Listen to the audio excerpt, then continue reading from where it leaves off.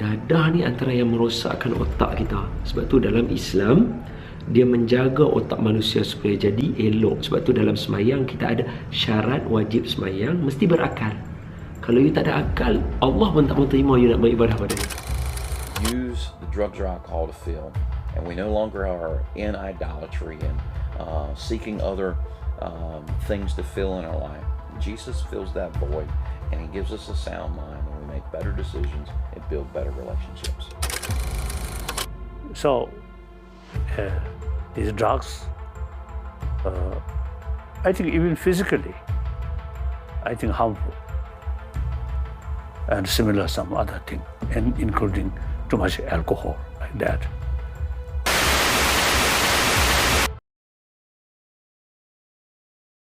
Bismillahirrahmanirrahim. Assalamualaikum warahmatullahi wabarakatuh. Saya Amir Hamzi bin Syahril Anwar di HSU 2021-26270 daripada kelas DPSU 2A. Tajuk pengenalan. Dadah dan manusia seolah-olah tidak dapat dipisahkan. Ramai generasi muda terlibat dengan dadah yang sesuai disebut sebagai najis. Najis sinonim dengan makna kotoran seperti air kencing dan tahi atau sesuatu yang mencemarkan. Sepatutnya apabila disebut najis, ia patut dijauhi kerana sifatnya yang jijik, kotor, berbau dan meninggalkan kesan tidak enak pada pakaian, anggota badan dan tempat tinggal. Sebaliknya, najis dadah ini semakin didekati, kononnya sebagai solusi masalah keseronokan, tidak terbeban dengan tanggungjawab. Realiti yang terjadi dalam kalangan penagih dadah ini ada yang dipinggirkan ahli keluarga seperti suami, isteri, anak-anak, jiran tetangga dan masyarakat sekeliling. Lantaran penyakit HIV yang dibawa atau dibimbangi mempengaruhi pemikiran anak-anak dan generasi remaja. Masyarakat di luar sana perlu memahami makna dadah dan membezakan antara kebaikan dan penyalahgunaan dadah ini. Dengan menyebarluaskan apa itu dadah, mudah-mudahan masyarakat bersama-sama membantu memerangi habis-habisan bahaya dadah ini. Ini kerana ada segelintir masyarakat yang masih memahami dadah adalah sejenis ubatan untuk menghilangkan kesakitan, kerusingan fikiran dan ruang menghilangkan masalah kehidupan tanpa terlebih dahulu merujuk pakar atau doktor. Dadah dalam etimologi bermaksud sejenis bahan kimia psikoaktif yang digunakan bukan untuk tujuan perubatan yang mana penggunaannya adalah dilarang. Sekiranya diambil dalam situasi yang salah, ia akan mengakibatkan kesan buruk kepada kesihatan diri, keluarga dan masyarakat. Seterusnya, saya serahkan kepada saudara Irfan Haris untuk meneruskan pembentangan. Antara punca masyarakat mula terjebak dengan penyalahgunaan dadah adalah kerana sikap ingin tahu yang tidak boleh dinafikan apabila usia kita menjelang dewasa. Semakin meningkat usia kita, semakin banyak perkara yang kita tahu dan pelajari. Ada perkara yang memberi manfaat kepada kebaikan dan ada juga perkara yang mendatangkan mudarat dan keburukan. Justru itu, masyarakat seharusnya dipantau dan dibimbing oleh orang sekeliling, terutamanya ahli keluarga, akan tindak tandus serta tingkah laku mereka. Pastikan golongan masyarakat menyibukkan diri dengan perkara-perkara yang bermanfaatkan diri mereka di waktu lapang seperti bersukan, menyertai aktiviti sukarelawan dan menghabiskan masa bersama keluarga. Masyarakat masa kini berbeza dengan masyarakat zaman dahulu, di mana ledakan teknologi dan informasi tanpa tapisan telah membuka rang kepada perkara yang tidak baik, mempengaruhi diri serta kehidupan mereka.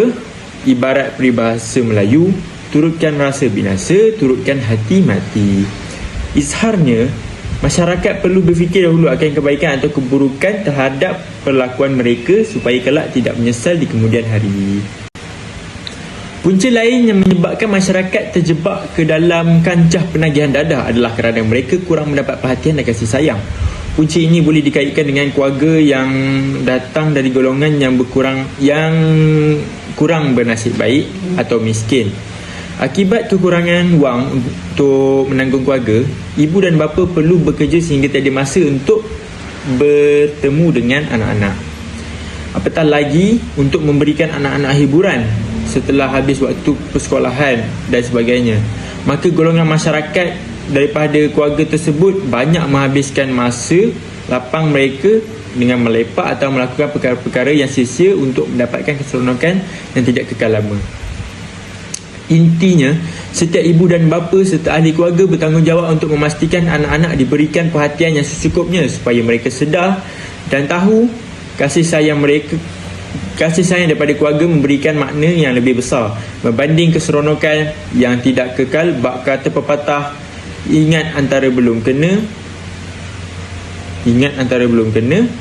hemat antara belum habis. Pada masa yang sama, pelibatan golongan masyarakat dalam salah gunaan dadah ni adalah disebabkan oleh pengaruh rakan dan masyarakat lainnya. Hal ini kerana ramai di antara mereka yang telah terjebak untuk mempengaruhi rakan-rakan untuk melakukan perkara tersebut bersama-sama. Bahkan terdapat stigma yang mengatakan seorang masyarakat itu tidak seronok untuk berkawan kerana tidak menyertai rakan-rakannya yang lain untuk melakukan aktiviti yang kononnya seronok, tetapi sebaliknya. Tambahan pula, faktor media massa yang kini boleh diakses oleh sesiapa sahaja telah menyebabkan golongan masyarakat melihat budaya dan masyarakat luar yang berhibur dengan menggunakan dadah. Dalam era milenium ini, rasa terpinggir oleh rakan-rakan atau masyarakat boleh menyebabkan depresi dan kemurungan khususnya dalam kalangan masyarakat. Oleh itu, penting untuk meningkatkan dan menasihati golongan masyarakat supaya tidak mudah terpengaruh dengan perkara-perkara buruk seperti penyalahgunaan dadah. Nama saya Muhammad Aizad bin Baharudin. Nombor metrik DHU 202025850 dari kelas DPHU 2A. Saya akan meneruskan perbentangan ini dengan kes kajian penyalahgunaan dadah. Pada zaman dewasa ini amat mencemaskan dan menjadi semakin rumit untuk ditangani apabila masalah keruntuhan akhlak di kalangan pelbagai masyarakat di negara kita. Khususnya untuk umat Islam, salah satu masalah sosial yang agak meruncing adalah penyalahgunaan dadah di kalangan masyarakat. Penyalahgunaan dadah yang berleluasa terhadap negara ini akan menyebabkan salah satu masalah besar. Setiap tahun bilangan penagih tidak pernah berkurang sedangkan yang sedia menagih pula bertambah pesat. Pihak kerajaan telah berusaha keras untuk menangani masalah yang serius yang kini telah menjadi salah satu agenda utama negara untuk membasminya. Selain itu, kita juga mendapat tahu dengan kes buruk akibat dari pengambilan dadah ini iaitu penyakit kronik yang dikenali sebagai HIV dan AIDS. Di samping itu, kerajaan terus melakukan tanggungjawab untuk memulih dan menyelamatkan mereka daripada penyalahgunaan dadah, walaupun dengan berharap dapat memulihkan diri mereka dan insaf atas perbuatan mereka. Penyalahgunaan dadah ini sudah lama di dunia ini sejak ratusan tahun lalu. Sebenarnya, ubat penahan sakit ini daripada dadah sebenarnya tidak berbahaya jika tidak disalahgunakan. Masalah timbul apabila manusia menyalahgunakannya untuk kepuasan dan keseronokan diri mereka. Sebarang dadah boleh digunakan secara sah dari segi perubatan sekiranya ia diberikan oleh doktor. Contohnya, morfin dapat merawat pesakit kanser untuk menghilangkan penderitaan sakit kansernya hingga beberapa tahun, tetapi ia tidak mendatangkan kesan ketagihan padanya. Sudut pandangan Islam mengenai dadah. Pertambahan bilangan penagih dadah dalam masyarakat pada hari ini amat meresahkan meskipun pelbagai pendekatan telah diambil untuk menyelesaikan isu ini. Penyalahgunaan dadah telah menjadi satu masalah serius yang dihadapi oleh setiap negara di dunia, termasuklah di rantau Nusantara. Masalah ini dilihat mampu menjejaskan perkembangan sistem ekonomi, politik dan sosial bagi negara yang terlibat. Ini kerana pembangunan ketamadunan sesebuah negara itu bergantung pada keupayaan rakyatnya untuk mentadbir negara agar negara terus mencapai kemajuan. Jika rakyat sesebuah negara itu tidak memiliki keupayaan, maka segala perancangan negara terhadap pelaksanaan pembangunan ekonomi, politik dan sosial pasti tidak mencapai matlamahnya. Di dalam bahasa Arab mendefinisikan dadah sebagai al-muqadarat, yang itu berasal dari perkataan muqadara, iaitu muqadara ini benda-benda yang boleh menyebabkan hilangnya pertimbangan dan kewarasan seperti ganja dan morfin. Berdasarkan kajian para ulama dan ahli perubatan Islam, penggunaan ganja atau hashi mempunyai kesan yang sama, iaitu sama dengan kesan meminum arak kerana boleh memabukkan dan menghilangkan kewarasan akal. Pengertian al-muqaddarat ini sebagai benda-benda seperti yang saya katakan tadi, benda-benda yang memabukkan dan boleh menghilangkan kewarasan akal. Hashi ini telah ditemui pada kurun ke-6 dan awal kurun ke-7 melalui seorang ketua perkumpulan tasawuf yang dikenali sebagai Haidar pada tahun 658 Hijrah. Syekh itu telah memakan daun tersebut dan beroleh ketenangan dan badan merasa cergas dan segala masalah yang dihadapinya telah hilang. Akibat daripada apa? Akibat daripada kesan khayalan hayashi tersebut. Jika diselidik, di antara sebab-sebab yang boleh mendorong kepada penyalahgunaan dadah ini ialah kita kurangnya penghayatan ajaran agama Islam, yang mana kita tunduk mengikut hawa nafsu kita dan ingin mencuba walaupun ia telah mengetahui akibat buruk dari penyalahgunaan dadah itu.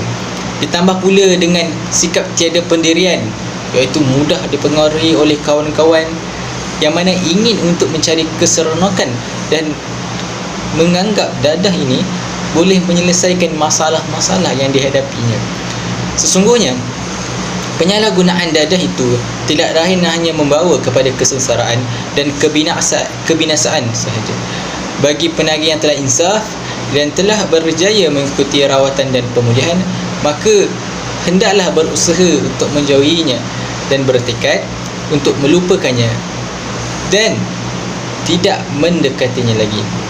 Firman Allah Subhanahu wa taala dalam surah Al-Baqarah ayat 155, tafsirannya, dan janganlah kamu sengaja mencampakkan diri kamu ke dalam bahaya kebinasaan, dan baikilah dengan sebaik-baiknya segala usaha dan perbuatan kamu, kerana sesungguhnya Allah Subhanahu wa taala mengasihi orang-orang yang berusaha memperbaiki amalannya. Begitu juga dengan sabda Rasulullah sallallahu alaihi wasallam yang mana berbunyi, la darara wa la dirara fil Islam. Tafsirannya, tidak boleh ada bahaya dan tidak boleh menyebabkan bahaya dalam Islam, dan dikeluarkan oleh At-Tabarani. Ketidakseimbangan di antara kemajuan negara dan kerohanian dalam pembentukan jati diri masyarakat pada hari ini menyebabkan masyarakat terlibat dengan penagihan dadah. Dalam menangani isu berhubung penagihan dadah, peranan agama adalah amat penting, khususnya dalam merawat sisi spiritual golongan sebegini. Hadis Nabawi, iaitu sebagai sumber rujukan kedua dalam Islam, iaitu selepas Al-Quran, yang mana Al-Quran adalah pertama dan keduanya adalah hadis Nabawi, yang mana mempunyai peranan yang penting dalam menyelesaikan kemelut umat Islam. Tidak ada dalil yang jelas menyebut perkataan dadah dan pengharamannya. Ini kerana masalah dadah ini merupakan masalah yang baru berlaku. Umat Islam hanya mengenali dadah pada kurun ke-7 Hijrah, yang mana selepas kemasukannya kerajaan Tarta. Rasulullah sallallahu alaihi wasallam telah diberikan jawami al-kalim, di mana kata-katanya yang sedikit mempunyai maksud yang banyak. Dalil yang digunakan oleh ulama bagi pengharaman dadah adalah berdasarkan kaedah-kaedah dan prinsip-prinsip yang digunakan untuk mengambil hukum daripada Al-Quran atau hadis. Dilihat bertetapan dengan sabda Rasulullah sallallahu alaihi wasallam, an Ibni Umar radhiyallahu anhuma anna an-nabiy sallallahu alaihi wasallam qala, kullu maskirin hamarun wa kullu maskirin haramun. Riwayat Al-Muslim. Dari Ibnu Umar radhiyallahu anhu bahawasanya Nabi sallallahu alaihi wasallam bersabda, setiap yang memabukkan itu khamar dan setiap yang memabukkan itu haram. Riwayat Muslim. Sekian daripada saya mengenai pandangan Islam terhadap dadah. Agama Kristian ialah agama yang dibawa oleh Yesus Kristus. Kitab sucinya ialah Bible. 4 prinsip utama dalam ajaran Kristian ialah terdapat satu Tuhan yang mencipta seluruh alam, berpegang kepada konsep Trinity. Ajaran Yesus hendaklah diikuti dan setiap orang akan diadili oleh Tuhan berasaskan tingkah lakunya di dunia ini. Di dalam kitab Bible juga menunjukkan kesan kesihatan dadah terlarang yang di mana sudah diketahui oleh masyarakat umum. Seseorang itu boleh berkata bahawa kesan penggunaan dadah yang minimum dan sekali sahaja dibolehkan. Tetapi makna kitab Bible yang memberi amaran terhadap merosakkan tubuh adalah jelas. Bible mahu kita sedar kerana mabuk membuat kita lebih cenderung untuk berbuat dosa. Oleh itu, dekat penyelidikan membuktikan bahawa alkohol dan ubat-ubatan juga yang mana membaukkan seperti dadah yang menurunkan kawalan diri dan menyumbang kepada peningkatan kadar keganasan dan tingkah laku tidak selamat yang lain, menurut Pusat Kawalan dan Pencegahan Penyakit tersebut. Di sinilah didapati saranan-saranan agama Kristian sangat bermakna. Agama Kristian menyediakan nilai-nilai kerohanian yang sesuai untuk menahan nilai-nilai kejayaan yang kabur dan nilai-nilai palsu. Perbezaan jadi ia boleh mencegah seseorang itu menjadi mangsa dadah. Seterusnya, melupakan perbuatan lalu. Agama Kristian menegaskan bahawa Yesus melupakan apa jua yang telah lalu dan memberi kehidupan baharu kepadanya dalam keadaan yakin dan telah berdaulat. Masyarakat keseluruhannya teringat akan perbuatan mangsa-mangsa dadah yang lalu dan menyebabkan mereka sukar menerima bekas penagih ini kerana masyarakat tidak memahami hakikat mangsa-mangsa dadah yang mempunyai masa depan yang cerah andainya mereka balik ke pangkal jalan. Kesannya ialah Bible ini mempunyai banyak perkara untuk dikatakan tentang mabuk, ketenangan dan dengan sengaja merosakkan badan. Tetapi ia tidak secara langsung menangani penyakit ketagihan kerana perkataan ketagihan tidak digunakan semasa Alkitab ini ditulis. Oleh itu, agama Kristian ini turut berhujah bahawa penggunaan dadah boleh memisahkan individu daripada dunia yang sebenar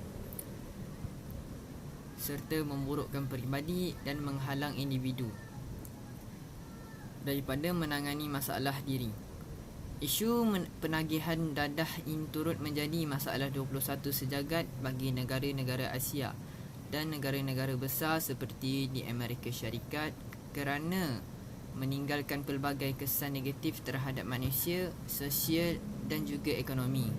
Misalnya, Amerika Syarikat menunjukkan kes yang tinggi sejak awal kurun ke-21 lagi. Agama Buddha merupakan satu agama yang dianuti oleh kebanyakannya bangsa daripada China.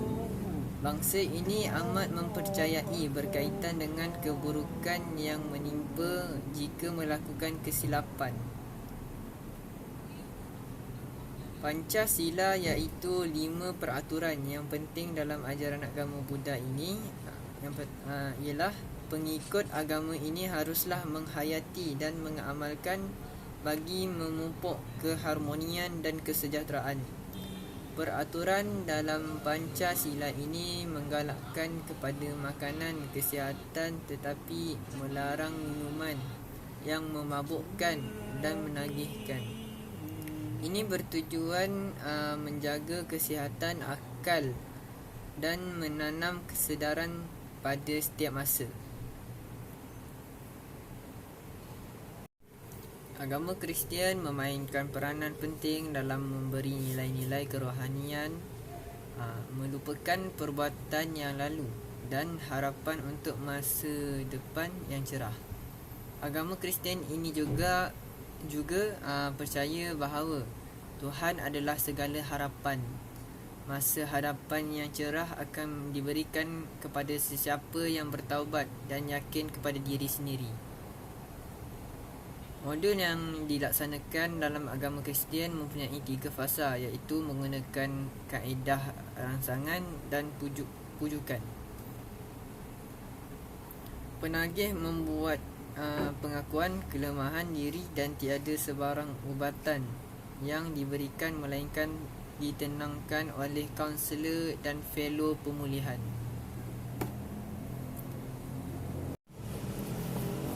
Masalah penyalahgunaan dadah merupakan masalah sedunia yang begitu rumit, yang mana sehingga ke hari ini masih belum dapat dibanteras sepenuhnya. Antara negara pengeluar dadah terbesar di dunia iaitu di kawasan segitiga emas, yang mungkin lebih sesuai dipanggil segitiga maut, dan juga Amerika Selatan masih dalam kancah pergolakan untuk menghapuskannya. Agama Buddha menegah penganut-penganutnya daripada mengambil sesuatu yang boleh memabukkan atau mengkhayalkan yang boleh membawa kepada ketagihan, kecuali untuk tujuan-tujuan perubatan. Kesimpulan yang dapat dibuat daripada pembentangan ini ialah dadah membawa banyak kesan yang negatif akibat daripada penyalahgunaan dadah. Antaranya ialah faktor masalah sosial yang dihadapi oleh masyarakat, khususnya remaja zaman kini. Oleh itu, pihak berkuasa perlu bertanggungjawab dengan berganding bahu bagi membendung masalah ini yang menjadi masalah utama dalam setiap negara. Ibu bapa juga perlu memainkan peranan penting sebagai penjaga dengan membimbing anak-anak supaya menjauhkan diri dari najis dadah. Dengan ini, negara menjadi aman dan makmur kerana dadah membawa padah. Sekian, terima kasih.